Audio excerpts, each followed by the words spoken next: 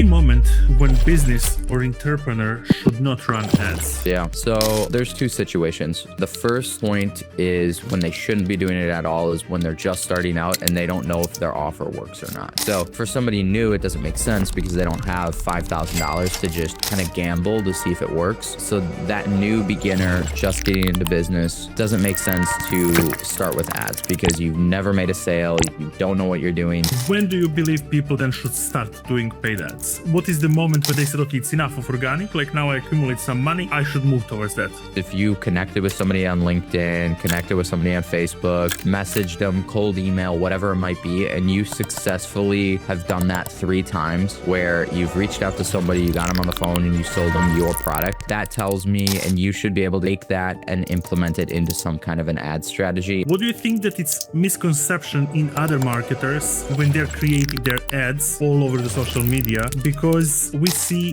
one stereotype in ads. Most of them are like pretty much the same. I think a lot of it comes down to people just want to be copying what other people are doing. I don't need to have the fanciest edits.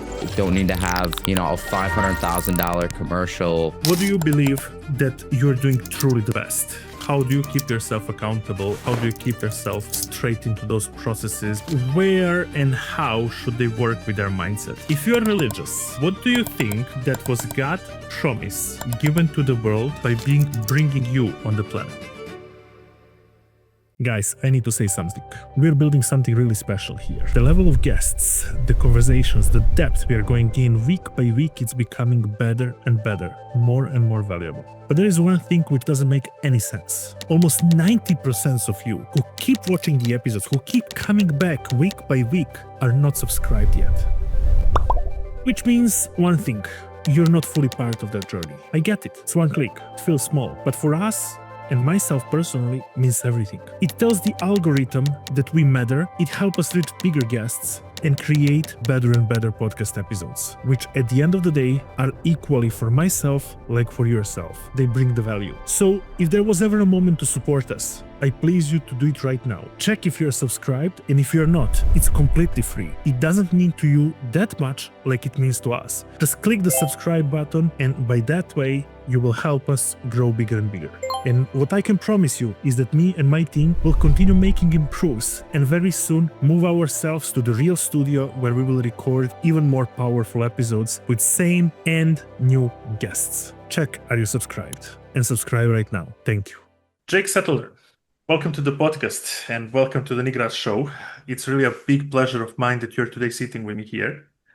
And I hope that we will bring to the audience exactly what Jake is about. Raw truth and real facts on the point. This is all what I can see on social media. Awesome. Thank you, Nick, so much for having me. It's my pleasure. Really, I had a chance to sit here with so many different people, as I already told you, and goats on what they're doing. But everything what I'm seeing from you, it's never wrapped in any sort of like beautiful package. It's raw truth on the table. Take it or leave it. And when I saw this was one of the big indicators to me to we speak together today. Besides that, I just want quickly to mention, and you will correct me if I'm mistaken, probably 28 million in 2 Comma Club awards and company in 9C under 5,000, right? That's correct. Yep. This is amazing achievement. This is absolutely amazing, and my congratulations to all of that from bottom of my heart. But if we just take this for a second away from you, imaginary, if we take entrepreneur, advertiser, mentor, and we take it away, what do you believe that you're doing truly the best?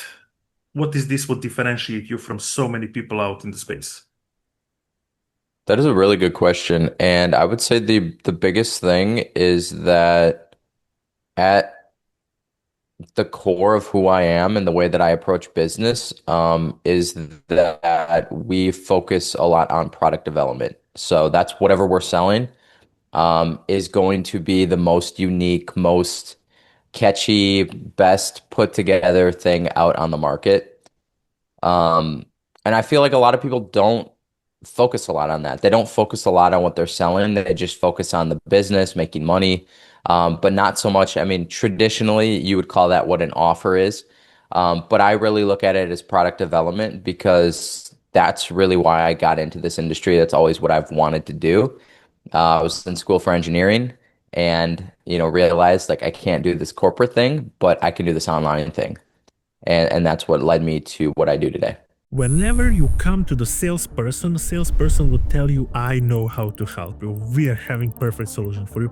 But in fact, you have a great product, you have a great offer, you know that you can help so many people, but yourself still inconsistent. Why it's like that? Because you misunderstand two basic principles. And let me tell you something, it's not economy, it's not war, it's not current president or political situation, none of that. Because simply you and money were always on the same planet, planet Earth. You never left the planet and most likely money never did it, right? The only two ways are the reason why it's like that. Number one thing which can be the reason is that you don't know the right way of presenting your offer. Number two can be that you don't know the proper way to whom to present it, which boils down to you don't know to whom to sell, or you don't know the right way to speak to the people to whom to sell. I have been scaling in the past 10 years multiple of my own companies and companies of my clients from $0 to $200,000 in sales, being in China, selling physical perishable items like food and beverages, and without speaking Chinese, without writing Chinese, and without knowing how to sell to Chinese people. But I knew one core principle, and this is that psychology of people never change. So I knew to whom to sell, and I knew exact way how to present my offer to them. I was scaling up my digital businesses to hundred thousands of dollars, again understanding two core principles: to whom to sell, so who can benefit from my offer,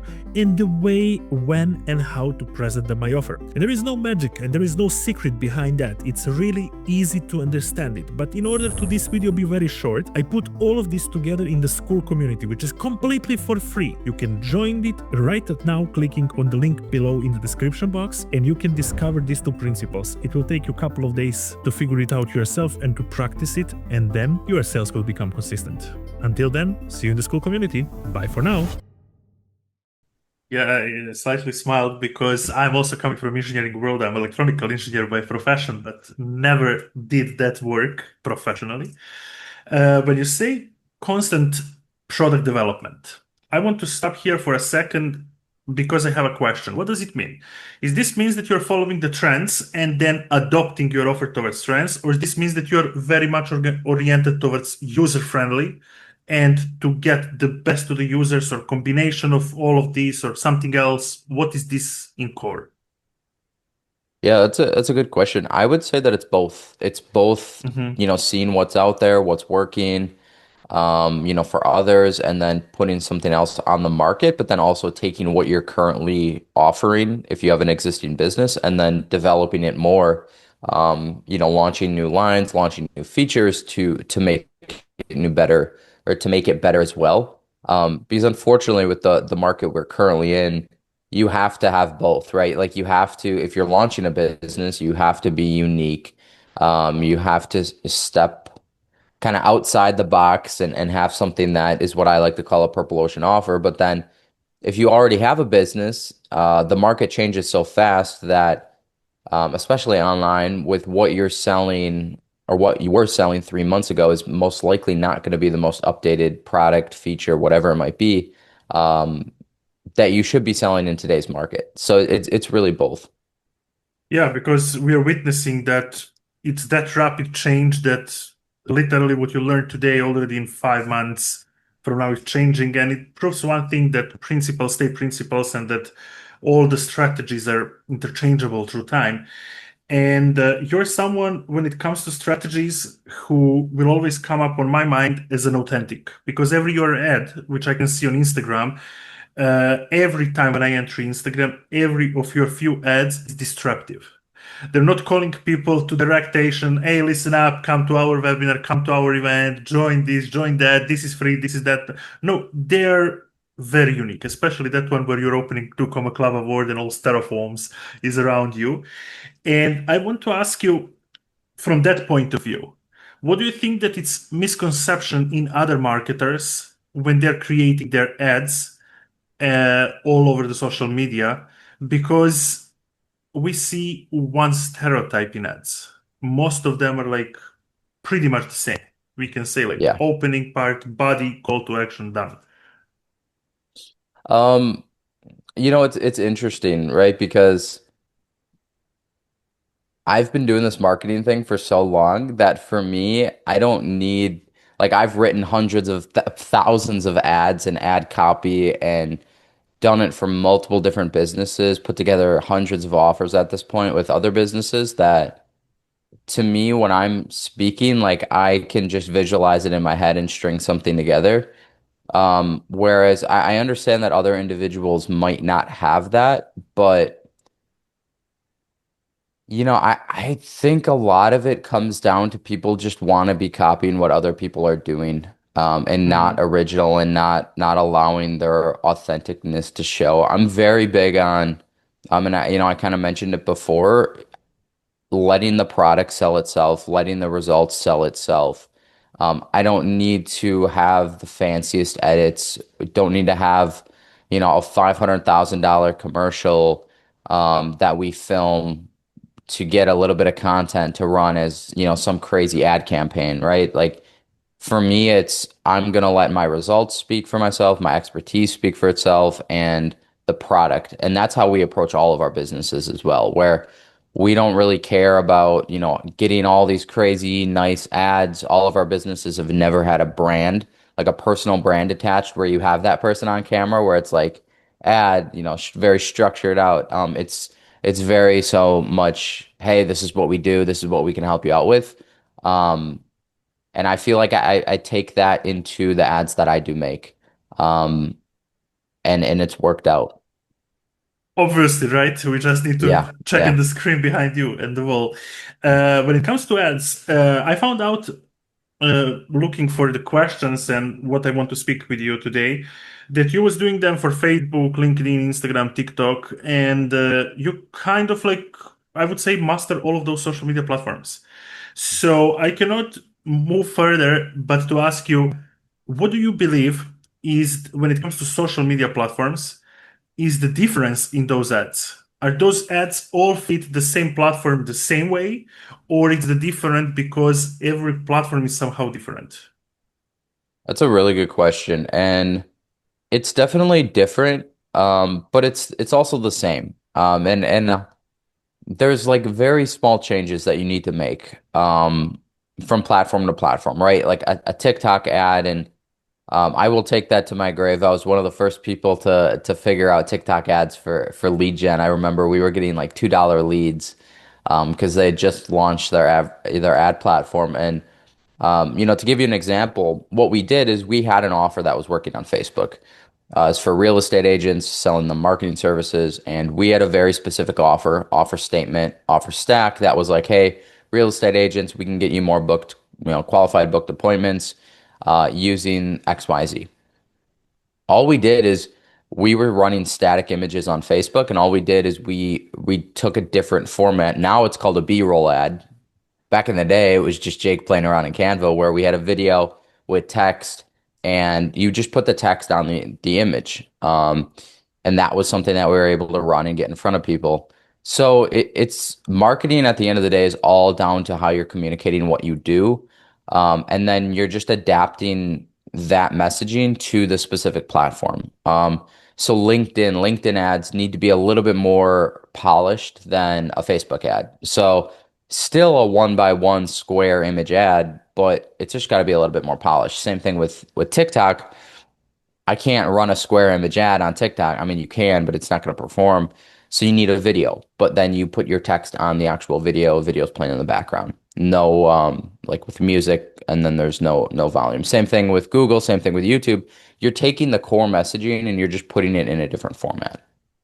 And from your perspective and from your experience in the past and nowadays, how much is the mindset of an average prospect changed over the platform where you get them from? Yeah, so it's one of those things that it's very interesting to track. Because there definitely is conversion rate differences. I would say Meta by far for what we sell, granted again, like we're in the info slash service based consulting space. Um, so Facebook's always been the best for us, Facebook, Instagram. Mhm. LinkedIn is a close second because there's those same individuals. TikTok is hit or miss, just based off of if there's that type of person. Same thing with Google and YouTube. So I think it all really boils down to it's not so much about like if I get a lead from a realtor on TikTok versus a lead from a realtor on Facebook, there's an argument to be made that there's definitely the one that I'm getting from Facebook understands that, hey, you're putting your info in, you're booking an appointment, this is a service. They're more, and traditionally, the way you would explain that person is they're product aware. They're aware that there's these services out there that they can buy.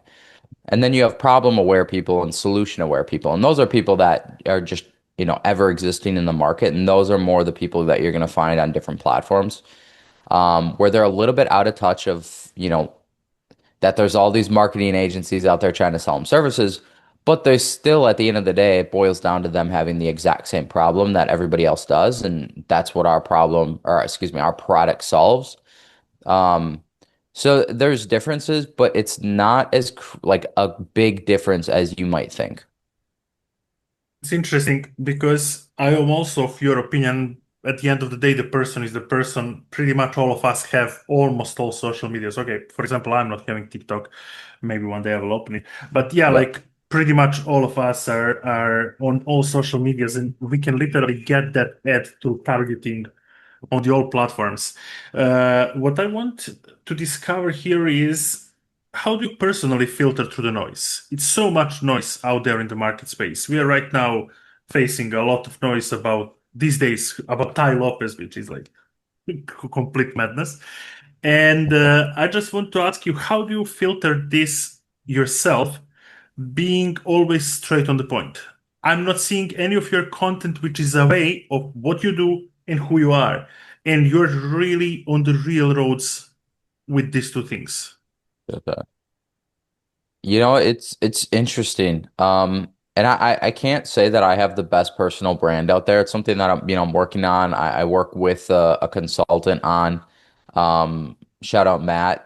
He's a 21-year-old kid from Australia, but he's really good at what he does. And he's not the biggest, he's not the best, but I personally, for what I've seen in the market, that I like to learn from people that are younger than me, that are more in it, that are, doing what I did years ago, where they're not running big businesses, that they're just studying and they're educating, they're consuming constantly. So, for me, that, being able to learn those things, but then take that and implement it into content is definitely huge. Um, but as far as like dealing with the noise, and maybe I took this question a little bit the wrong way, but everybody's saying everything a different way, or everybody says to do things a different way, or they're putting their unique spin on it, and it sounds amazing, and at the end of the day, it's just boiled The down same to thing. the same thing, right? So I don't have a solution of like how do you deal with that like day one.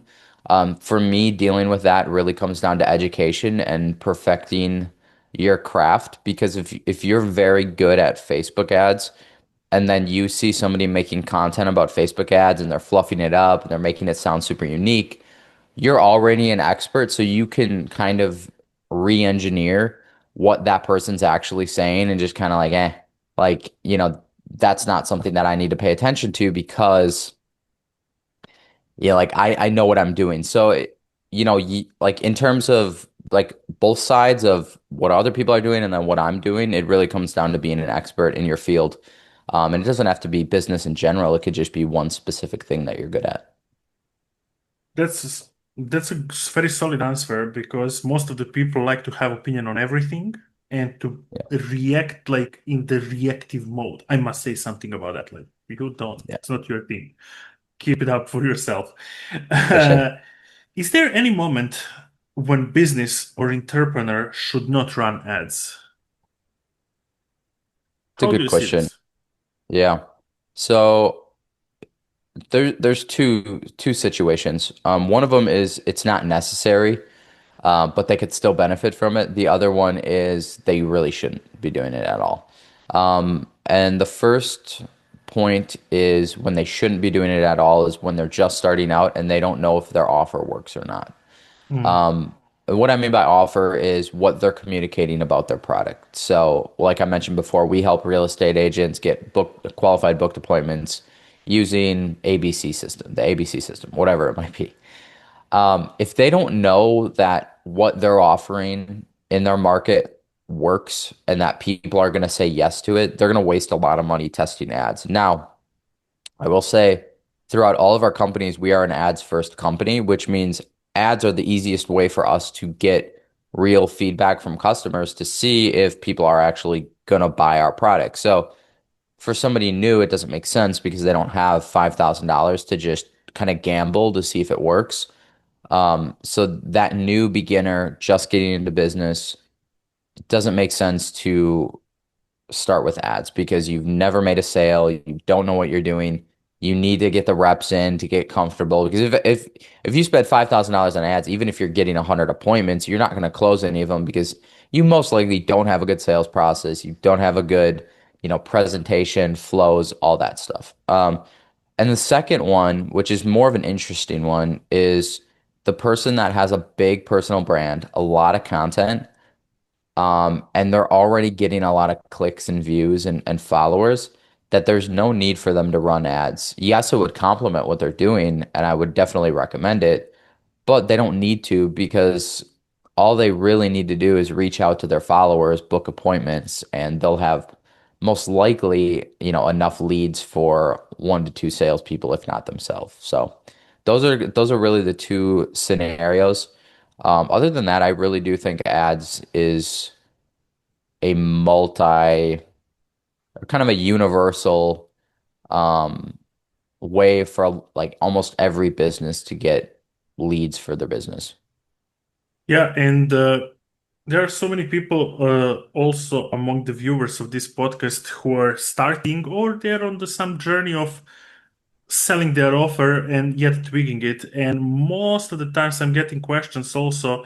Recently, I got one on LinkedIn from a guy who wrote me, where would you suggest me to start doing paid ads? My question to you will be right now, because you already master it. When do you believe people then should start doing paid ads? What is the moment when they said, okay, it's enough of organic, like now I accumulate some money, I should move towards that? If you have successfully outbound prospect somebody, and what I mean by that is if you connected with somebody on LinkedIn, connected with somebody on Facebook, messaged them, cold email, whatever it might be, and you successfully have done that 3 times where you've reached out to somebody, you got them on the phone, and you sold them your product, not a different product, the same product every time. That tells me, and you should be able to derive enough. Um, derive enough information from what you did for those 3 people to then take that and implement it into some kind of an ad strategy. And I really do think this might be another question you had, but what platform?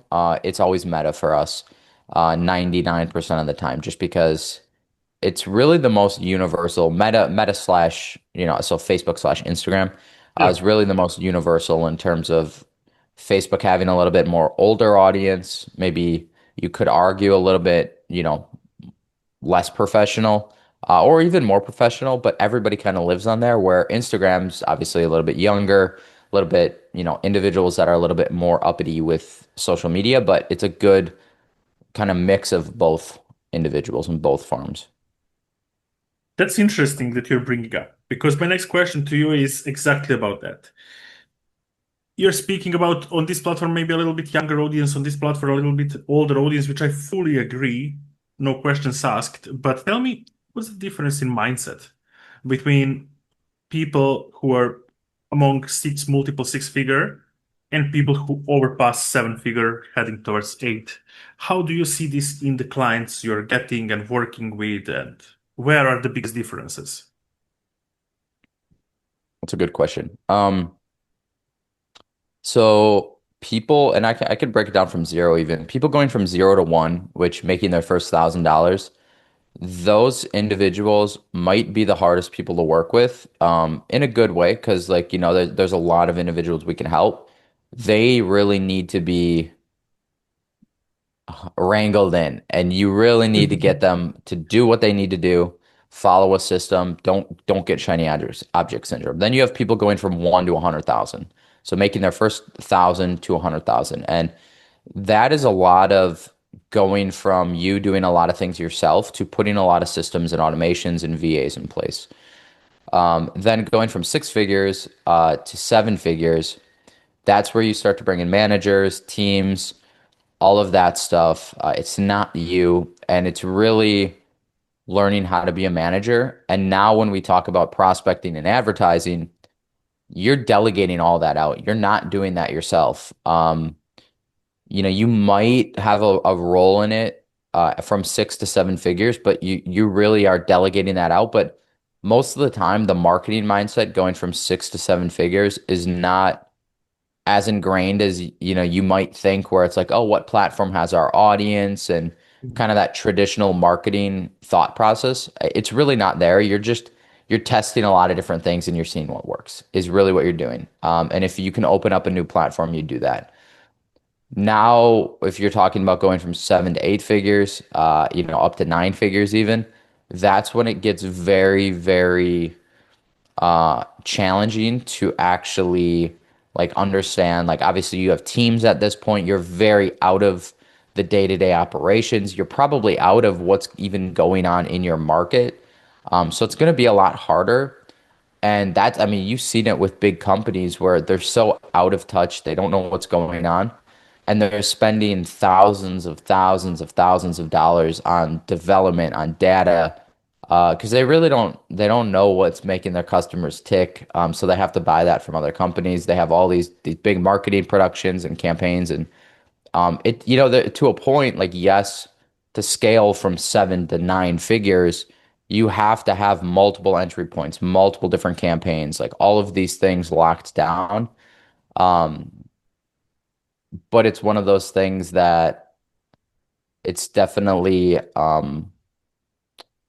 complicated. I think if that makes is the best way to explain it. Because at the end of the day, if you really understood your customer, all you have to do is put different campaigns in front of your customer. So, um, yeah, to answer your question, it's a very linear going from 0 to seven figures.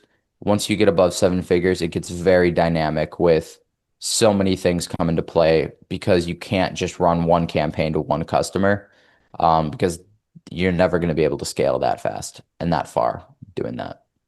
That's very interesting because I was seeing one of your post on Instagram recently. Recently, I saw it. I don't know how old it is, but it's not Yeah. that old as well, where you scaled in just 1 month, 1.1 million. And I was like, wow, this means that some strategy which you implemented in there, crazy, like absolutely crazy. But again, for me, being even before that business, in previous businesses leading it, I also believe that it's time and leveraging your audience knowing you, and they kind of like understanding who is Jake, what is Jake doing, and they are really somewhere here close to that. When it comes to scaling, what do you think it's the something what you have to identify in your business so that you can scale such numbers? Which leverage you identify in that moment? Yeah. Um, that's a good question.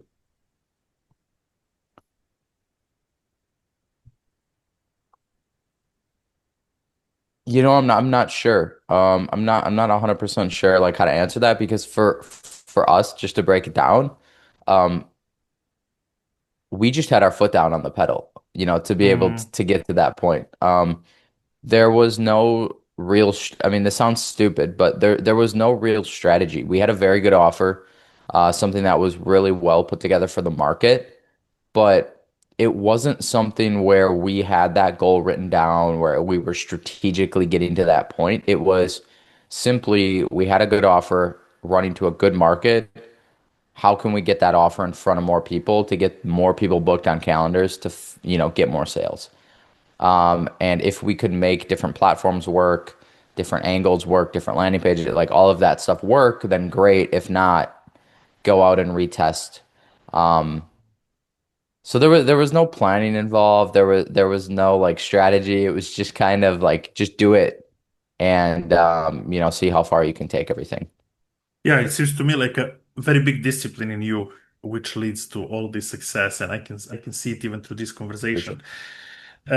You wrote a book, The Offer Code, and obviously, book is speaking about offers, and you're very good in that because you're helping your clients with this, you're helping yourself with this. What do you think is nowadays making one offer a good one today, September 2025? What does it make that offer good? To have an implement of AI in itself, to be helped with AI, because everybody is now putting AI all closer to their names because this is obviously like a benchmark that you're doing the work out, which is updated. And how do you see all of these stuffs with offer creation? For sure. It's a really good question. AI definitely can help with offer creation too. I will point that out, but I don't think an offer inherently has to have AI. It's not like, if you don't have AI, I mean, we've seen some of these big brands just slap the AI label on their thing. I don't think, products, offers need to have AI involved or on it or anything, anywhere near it. It's just one of those things that it does help. And it's that I mean they were using I mean what they were doing is using AI as a unique mechanism for their offer that separates themselves out. But what makes a good offer? There's definitely a lot of things. So I have the offer code, which is how you structurally put together a good offer. That's productized. It's transformational, which is a big thing that a lot of people miss in terms of putting their offer together. But then is it also niche down? Is it productized? I think I mentioned that, but is it a guarantee? Is it like what I like to call a no-brainer offer? But then you need to take it a step further because now you have a good offer, but you most likely are just very similar to what other people do at this point, where now you need to take it and put a purple ocean offer spin on it, which is, up until this point, to give you an example so you can visualize this, let's just say I'm an SEO company and I do SEO services, and that's what I Oh, do. that's interesting Um, topic. yeah. So now you take it a step further and say, okay, I need to niche down. So now, okay, I do SEO for real estate agents. And then, now I look at that and be like, okay, like that's great. You do SEO for real estate agents, but what does that actually mean for the real estate agent? So now let's put an offer stack underneath it. And we can start to say, okay, the first thing we're going to do is a competitor analysis. Next thing that we're going to do is um, backlinks. And then the next thing we're going to do is a review push. And then lastly is website edits. I don't know, just throwing stuff out there. So now that's our offer stack. And that's the transformational piece that's going to get somebody across the bridge, which means that offer stack, what I just listed out, those 4 steps piece of my system, it's part of your offer.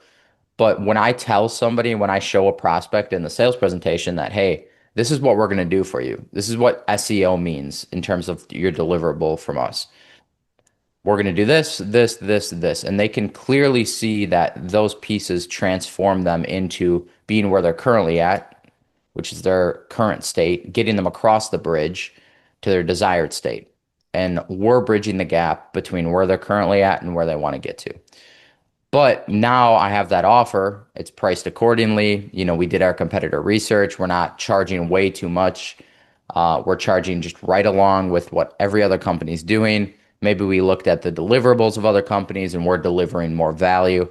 But we're still going to be, when somebody gets on the phone with us, they're still going to be like, hey, you're very similar to what other people do. So now you have this purple ocean offer idea that in a traditional red ocean, there's a lot of competition, a lot of blood in the water. It would be like me opening up a pizza restaurant in New York, right? There's a lot of competition. It's a red ocean.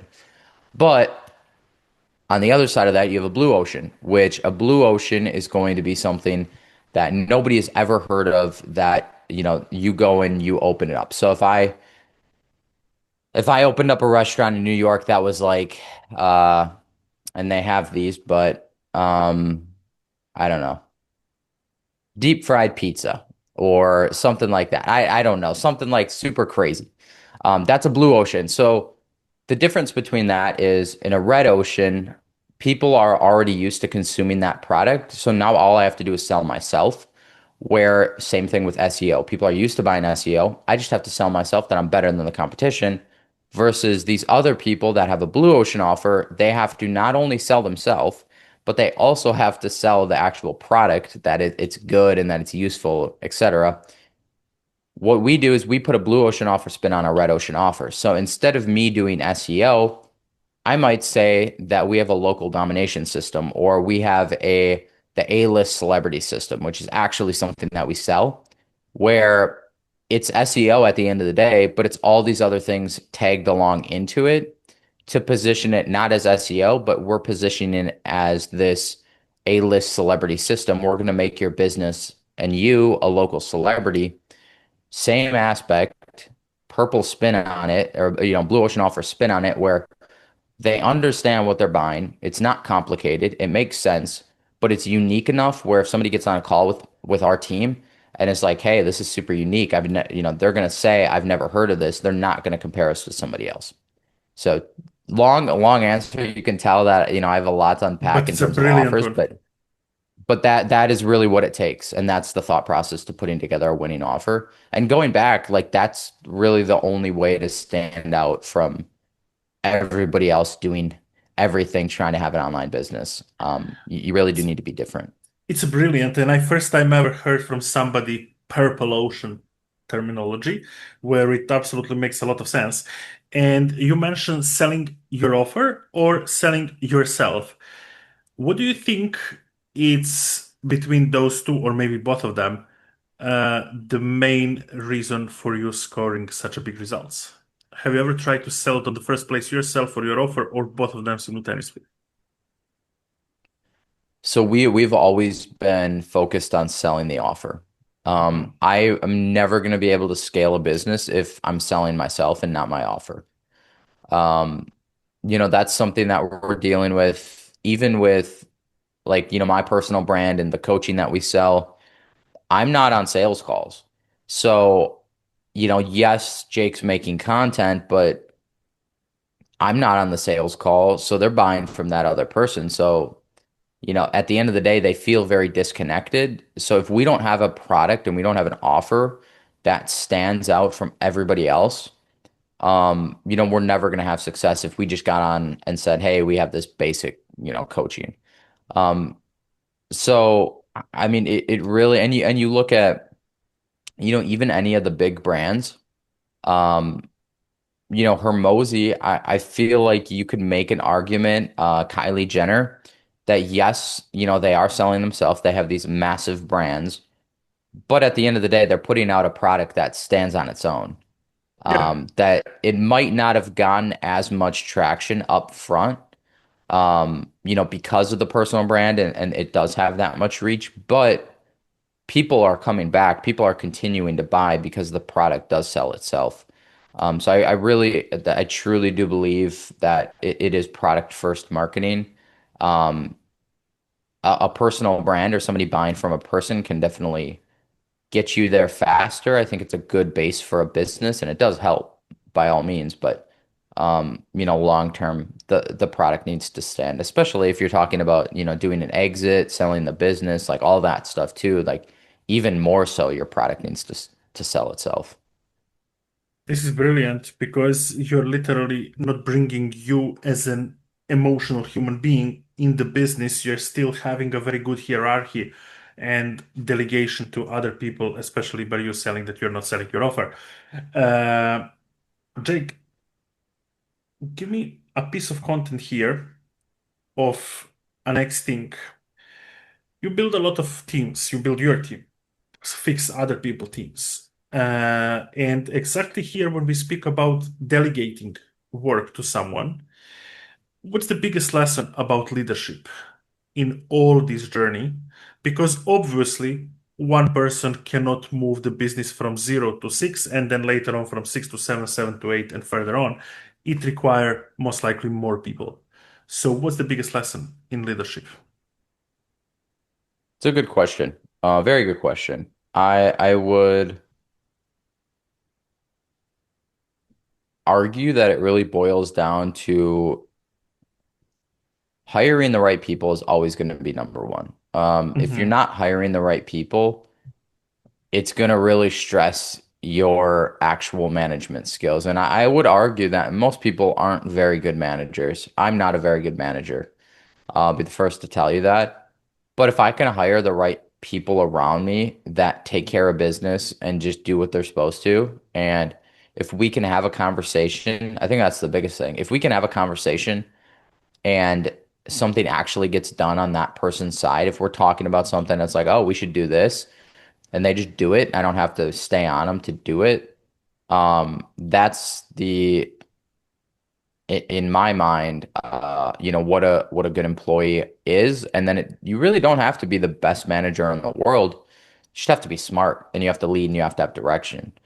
Um, Now, if you boil that down where you don't have good employees, it's going to come down to, you almost need to manage yourself to be able to manage them. And what I mean by that is you need to have structure. You need to have something in place where like a project management tool like ClickUp, Monday.com, something like that, Mhm.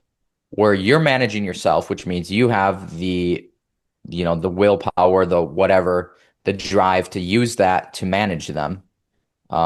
Because most people like they're not used to doing that.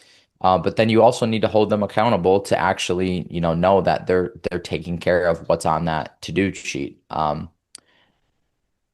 So it's one of those things that ideally in a perfect world, you're not a good manager, you just hire good managers.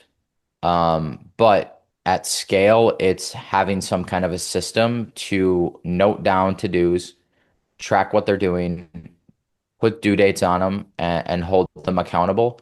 But you have to be able to hold yourself accountable first, and you need to show up and use the system that you have. Because if you don't use it, they're never going to use it. And then now you have somebody that you're paying that, isn't Mhm. performing. I get it. It's kind of a mirror effect. And can you give me any piece of advice? How do you keep yourself accountable and how do you keep yourself straight into those processes where you delegate something to somebody and you don't do micro-tasking or micromanaging? Yeah. It's a good question.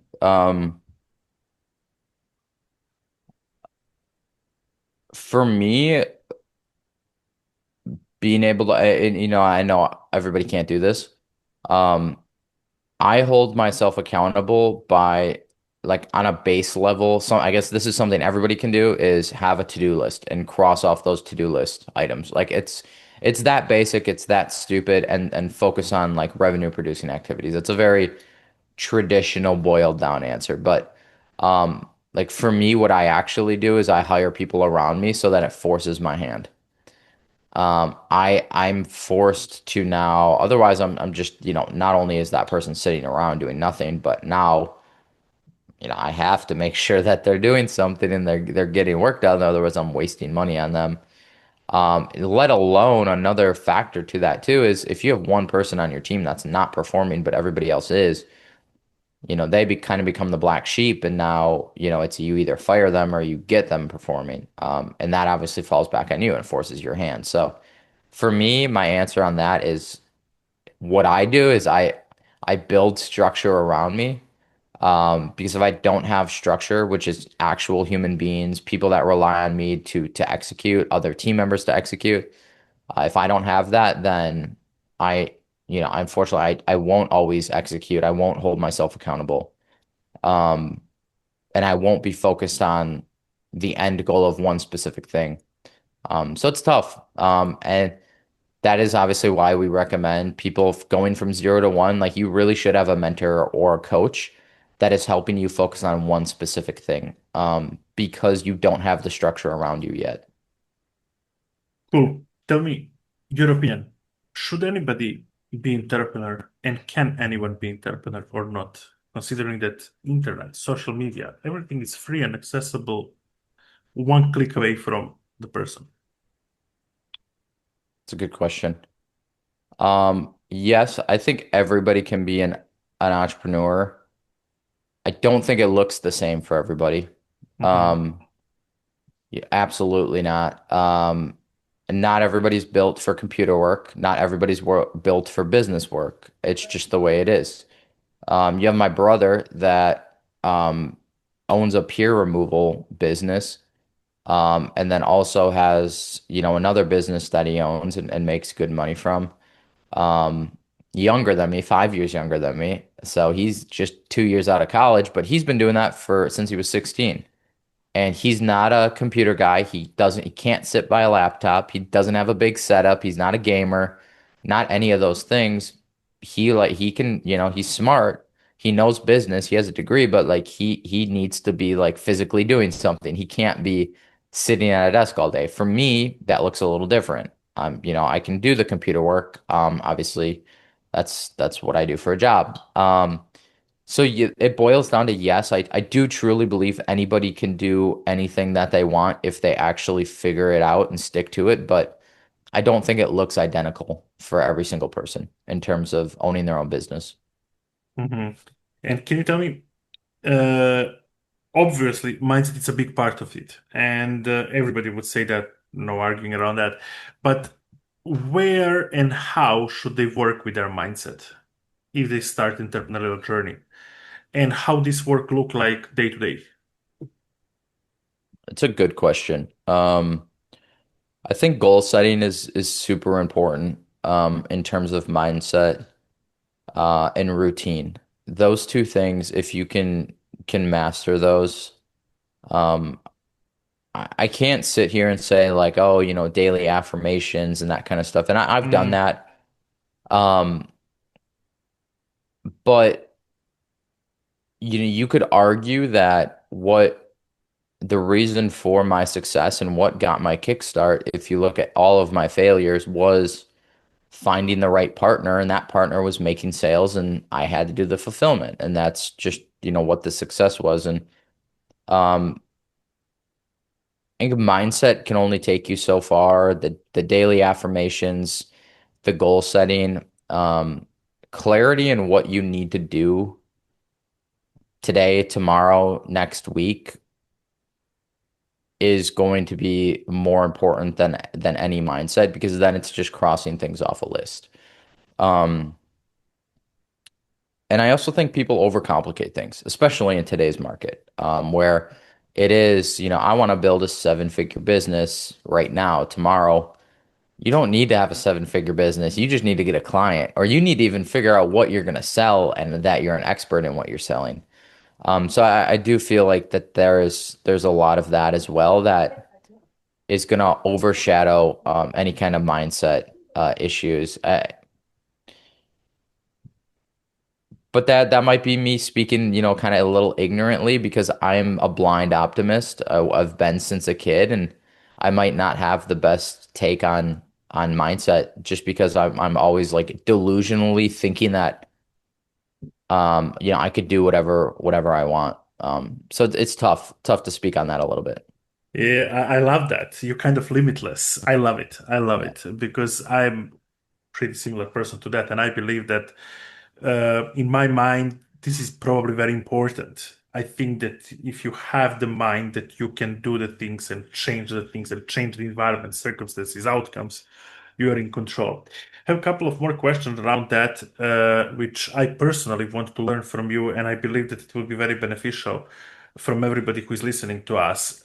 Most of the times when I was looking at the big entrepreneurs who are way higher than me, like yourself, uh, I was always asking myself, am I too late or not? Considering, for example, I'm 34. I was always asking, okay, I have certain goals. Am I too late for those goals, or I'm too much not realistic, or I'm delusional or something? Can you give us a short answer if you're willing to do that? Uh, in the way of how long are you in this business so that you achieved what you achieved? And time-wise, how much it was looking trajectory from 0 to 100K, from 100K to 1 million later on, how this was looking in your experience and how this changed you as a person. It's quite a big question, but I would really like to hear that part of the story. Yeah. Can you say that one more time just so I'm answering it? Because Let's I start. was stuck on the, Let's the too late. Yeah. let's start from how long have you been in the business so that all these awards we're looking behind you are looking to us like realistic? How much time we're speaking about? Um, so I've been doing this almost 10 years. To Okay. give you like a timeline, it took me about 3 to 4 years of not making any money, having businesses, having business partners, and Wow. I when I say not making any money, I'm talking I get probably you. not making and anything substantial, losing clients until I found my one business partner and it really took off. We just clicked, complementary individuals, but still meshed very well together. Still have businesses with them, great relationship with them. Um, Very few arguments, nothing that ever got serious or anything like that. So. Yeah, took about 10 years. Or I've been doing this for about 10 years. And this is beautiful that you said this right now here. And I'll tell you why. Most of us looking at you guys who already have, let's say, common board, uh, we think like, okay, I need to take 1 million divided with, let's say, 365 days. This is 2,700 something dollars, 770 something dollars a day. And that's my goal. In reality, if you are a person in a business who do marketing and content and fulfilling those offers which you sell, you're not having enough time to cover up all of that. The fact that you just said here that it took you around 3 years to figure out the stuffs and start taking it off, I fully understand because I understand you was making money and you was living somehow, right? And covering up all your expenses and stuffs, but it wasn't significantly. So take me then on that part of the journey. Let's say you started feeling that the business works and you get two Comma Club awards, probably the first one.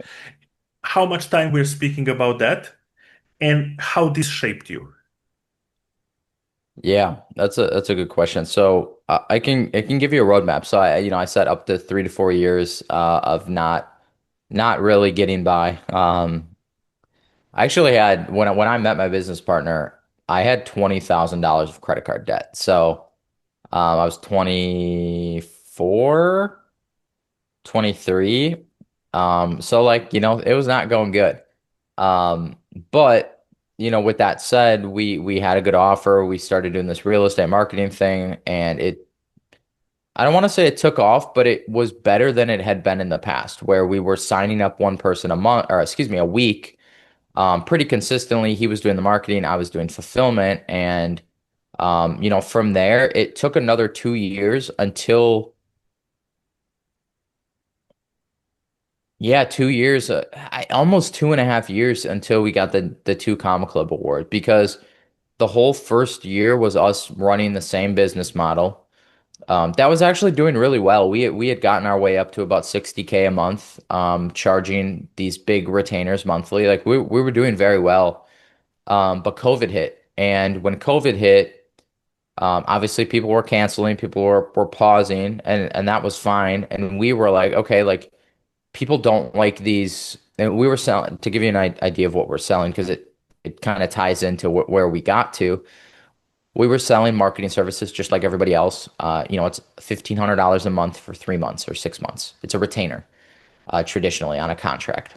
And when COVID hit, people were still buying services. We were still getting appointments, but the biggest objection we got was, is this something that, like nobody knows what's going to happen? So it's like, is this something that I have to commit to 3 months or can I just do this on a month to month basis? Well, so we were like, okay, let's do month to month. Let's see how that goes. And then pricing kind of came into play where it's like, I know I need to be doing something, but I don't want to invest all this money because again, nobody knows if they're going to be able to sell houses. So it's like, okay, let's strip away what we've been doing. We found a better way to do things. Let's lower our price. And we dropped from the 1,500 for a 3 month retainer down to 500 a month, no retainer. And we found that people were still sticking on for about 3 to 4 months. No matter how good of a job we did, and we have hundreds of stories of us doing a good job, but then they get 1 month, they don't sell any houses and they Mhm. quit because they see it as an expense, which is totally fine. So we were like, okay, our LTV, nobody wants to sign a contract. They don't want to spend all this money. They're still buying services. They still see the value in marketing. Um, but at the end of the day, like our LTV is 3 to 4 months of somebody sticking on. So instead of us charging $500 a month and having to have this crazy relationship with customers, why don't we charge $2,000 one time? We'll charge a little bit on the back end for support and software, and we'll sell that. And it became a done with you marketing system where, we go into like offer creation. Everybody else is saying, hey, it's thousands of dollars a month, and a contract. And we were saying, hey, stop paying all these other people, stop renting your marketing and own your marketing. We'll set you up a marketing system. It's $2,000. It's, very similar to what you would pay somebody for just 1 month of marketing. And that was, again, another year in. And then, so that 2 years into working with him, and then it was going good. We were still making good money, but we had hired a sales manager, and that's really when it took off, where he was able to bring in other reps. He was skilled. Still work with him. I've had less of a good relationship with that individual. He's a lot better now, but we've had our fights and our arguments. But with that said, he was the one bringing in sales reps because we had a good offer. It was scalable. We were like, okay, let's actually grow this because everybody loves this offer. And then about 6 months later, that's when we got our two Combo Club award. So it was really a process. Like even that, even having a winning offer and a good partner, it still took 2 years to get to that point. And that's really realistic. And I love that you explained that. This is something what I was expecting also, that is kind of a story, because it's not that easy to this just come overnight. Whatever you're doing, however you're pouring money in the ads and so on, you simply need to fulfill all of this what you're selling. And I love it. Jake, I already took you quite a lot of time. I have only two more questions for you, and slowly to wrap up this session. One of them is that I would like to ask you now, after all this success, which is obviously big, being in INC top 5,000 companies in the United States, it's quite a lot. And bringing all these Comma Club awards, it's like, wow. Uh, Tell me from your side, how much you changed today, your way of thinking, and your mindset approach to money from before. What was the biggest mindset change when it comes to money? That is a good question. I've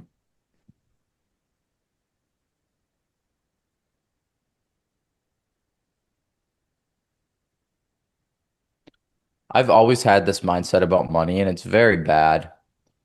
Obviously, why I got into $20,000 of debt, tying back into the blind delusion of thinking that you can make it. I've had times in business where it wasn't going good and you have a scarcity mindset with money, but really now I don't look at money as goals. I don't look at it as like, yes, we can put a label on it and be like, I want to do $1 million a month with this business, not as, as a whole, like this one business. We want this. But that doesn't motivate me. That doesn't get me out of bed. I'm not like waking up every single day being like, I gotta hit that, goal. I want to hit that goal as, much as I want to die because I don't value it. Like I should. I feel like I think there is something to be said about like being money hungry, in a sense. And I think it shows in how I run my businesses, where I just made a YouTube video where, our coaching business did 70K. But the profit wasn't there because we're reinvesting it all into hiring, and we could have ran that at a 60, 70, 80% margin. Um, but to me, I would rather put that money back into people so that we can grow even farther and faster and help a lot of people, sign up a lot of people. So I have a very tainted view on money where it's just kind of like playing lemonade stand as a kid, where yes, at the end of the day, you have bills that you have to pay, and it's a little bit more real than that, but it's also, you're kind of just investing, and, you're kind of using it to build whatever you're doing. But it's fictional, right? Like it's all digital too. So, it's not like I'm Yeah. collecting dollar bills. So it's hard to say. It's very, like I'm very disassociated from money in a traditional sense. Thank you. Thank you for sharing that. The last thing here is the question which I'm usually having on this podcast, and this is that the previous guest leave a question for the new guest, not knowing who will be the new guest, because sometimes people can schedule a different time, move their time, and so on. So, Anthony, uh, uh, let me just check it out. The question, I wrote it down. Yeah. Okay, the former NFL player uh, ask you the question. Let me just, yes, it's Anthony Trucks. This is a question for you. The former NFL player, Anthony Trucks, asked you, if you are religious, what do you think that was God promise given to the world by bringing you on the planet? That's a fucking crazy question. Yeah, Yeah, that's a good one. That's a it's really good the one. it's the question I first time ever heard. I finished the podcast episode with him and I was thinking like, how would I answer on that? Yeah, yeah, that is crazy. Good question, right? Like really, really good. Makes you think. Um,